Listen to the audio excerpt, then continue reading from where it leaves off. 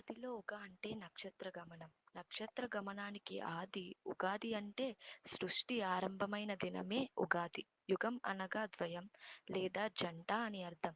ఉత్తరాయణ, దక్షిణాయన ద్వయ సంయుత యుగం కాగా ఆ యుగానికి ఆది యుగాదిగా మారింది. ఉగాది శబ్దాన్ని ప్రతిరూపంగా ఉగాదిగా రూపొందింది. ఉగాది పండుగలో ప్రధానమైనది ఉగాది పచ్చడి.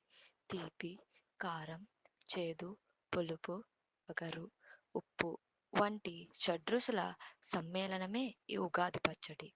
ఇందులో తీపి కోసం బెల్లం, వగరు కోసం అప్పుడే వస్తున్న లేత మామిడి పిందెలు, పులుపు కోసం చింతపండు, రుచి కోసం ఉప్పు, చేదు కోసం లేత వేప పువ్వులు, కారం కోసం పచ్చిమిరపకాయలు వేసి ఈ ఉగాది పచ్చడిని తయారు చేస్తారు. ఇలా పచ్చడి చేసుకోవడం వెనుక గల అంతరార్థం ఏమిటంటే, ఈ సంవత్సరం అంతా మన జీవితంలో ఎదురయ్యే కష్ట సుఖాలను సమానంగా స్వీకరించగల స్థిత ప్రజ్ఞతను సాధించడమే.